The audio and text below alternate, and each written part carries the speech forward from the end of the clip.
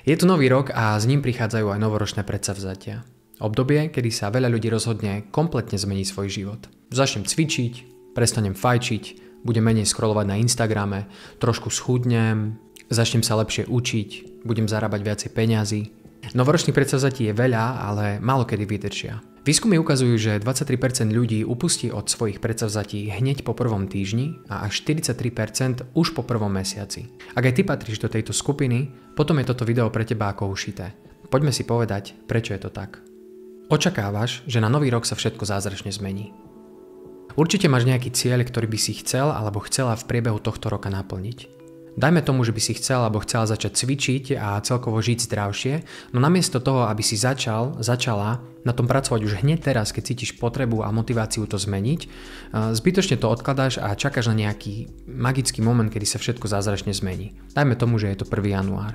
Ak si určíš tento magický dátum, kedy sa z teba stane úplne nový človek, môže sa potom stať, že zvyšok decembra alebo jednoducho posledné dni pred tým deadlineom stráviš tak, že sa úplne opustíš, budeš jesť iba nezdravé jedlo a budeš si niekde vzadu v hlave nahovárať, že je to v poriadku, pretože mám proste deadline a od 1. januára sa to všetko zázračne zmení a zo mňa bude nový človek. Poznám to úplne dobre, lebo presne takto som k cvičeniu pristupoval aj ja a dopadlo to tak, že na konci decembra som pribral ešte viac kíl a to len kvôli tomu, lebo som si fakt chybne nahováral to, že proste ešte mám čas, užijem si posledné dni voľna a od 1. januára začnem makať. Nefungovalo to.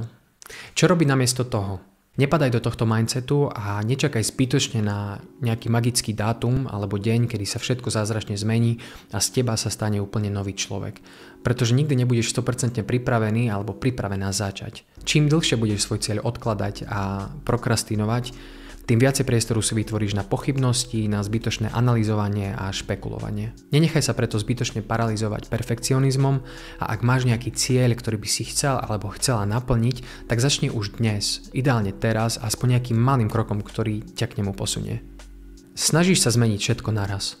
Ak zostaneme pri našom cieli, že by sme chceli začať cvičiť a celkovo žiť zdravšie, tento cieľ zahŕňa ešte množstvo menších cieľov, ktoré je potrebné naplniť. Napríklad začať chodiť do fitka, piť viacej vody, piť menej alkoholu, prestať fajčiť, naučiť sa variť nejaké zdravé jedlo a tak ďalej. Najčastejšou taktikou však býva, že sa pokusíš zmeniť úplne všetko naraz.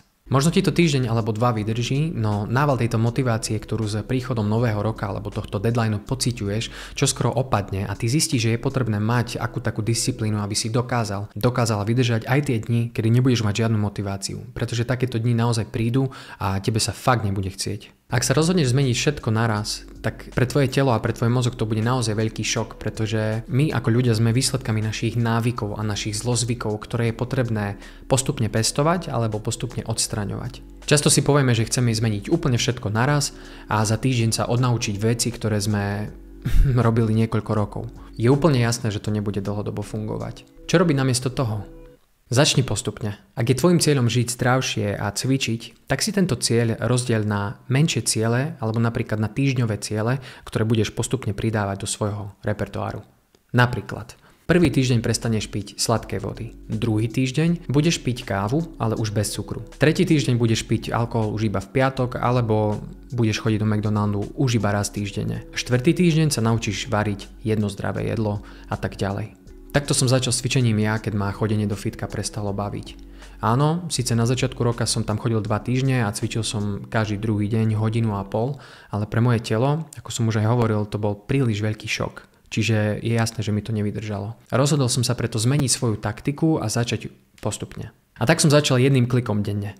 Možno ti to príde vtipné, ale naozaj som v prvý deň vošiel do svojej izby a spravil som jeden jediný klik. Jasné, že by som vedel spraviť viacej, ale povedal som si, že nie, OK, dnes spravíš iba jeden klik a zajtra spravíš 2.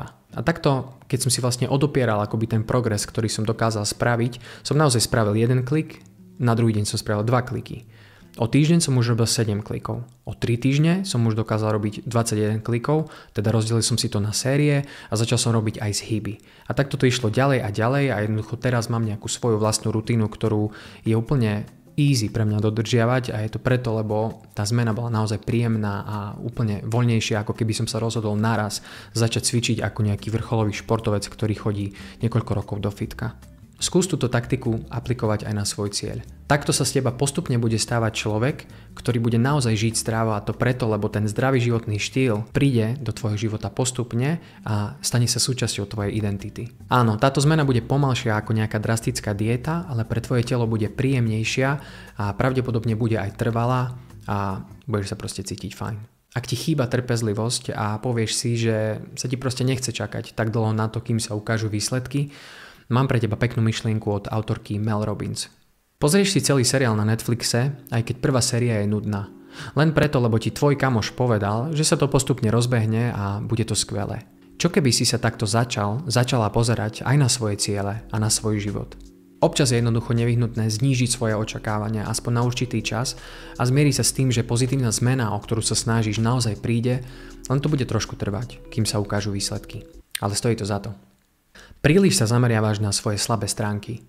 Ďalším dôvodom, prečo novoročné predsavzatia alebo celkovo predsavzatia nefunguje, je to, že možno sa príliš zameriavaš na odstraňovanie svojich nedostatkov a snažíš sa ukracovať z toho, čo ti nejde, namiesto toho, aby si živil alebo živila to, v čom si naozaj dobrý alebo dobrá. Lebo každý z nás je v niečom skutočne dobrý, aj keď možno teraz v tomto momente nevieš presne pomenovať, o čo konkrétne ide. Poznám to sám na sebe. Od malička som bol napríklad fascinovaný tým, ako sa dokážem zlepšovať a ako dokážem byť lepší v rôznych oblastiach svojho života. Avšak v tom období som nevyzeral veľmi dobre, pretože som mal nadváhu, hral som v kúse počítačové hry, pozeral som porno, jedol som úplne že hroznú stravu a vôbec som sa o seba nestaral. Takisto som nemal žiaden plán, čo chcem robiť v budúcnosti a necítil som ani žiadnu zodpovednosť za seba a za svoje okolie, za svojich blízkych. Občas som sa z toho cítil fakt mizerne a najhoršie na tom bolo, že som nedokázal pomenovať, prečo sa takto cítim. Aj keď mi niekto dal kompliment alebo mi povedal, že v niečom proste som fakt dobrý, tak som to nikdy nebral vážne, lebo som vždy videl iba to, čo je na mne zlé. Preto už dlhšiu dobu používam inú taktiku a aj tento rok som sa rozhodol upustiť od týchto klasických predsavzatí, ktoré mi aj tak nikdy dlho nevydržali, pretože som si vždy niečo zakazoval a väčšinou som aj tak tieto predsavzatia robil iba kvôli tomu, aby som možno vyzeral lepšie v očiach iných ľudí, namiesto toho, aby to bolo niečo, čo ma skutočne posunie v živote v tom smere, ktorý chcem ja. A tak som si povedal, že sa jednoducho skúsim menej sústrediť na veci, ktoré na mne nefungujú, na moje slabé stránky a namiesto toho sa skúsim viacej sústrediť na vlastnosti a aktivity, ktoré mám na sebe rád a ktoré ma bavia. Preto to skús aplikovať aj ty. Tým, že budeš tráviť viac času robením toho, čo ťa skutočne baví, budeš prirodzene tráviť menej času robením toho, čo ťa nebaví. Takto si nebudeš musieť nič zakazovať, ale naopak budeš jednoducho tráviť viacej času robením toho, v čom si skutočne dobrý alebo dobrá. A to je podľa mňa celkom fajn vec. A čo ty? Aké je tvoje novoročné predsavzatie, ak nejaké máš? Čo by si chcela alebo chcela počas tohto roka dokázať? Napíš mi to do komentára pod video a nezabudni ma sledovať, pretože čoskoro príde ďalšie videjko.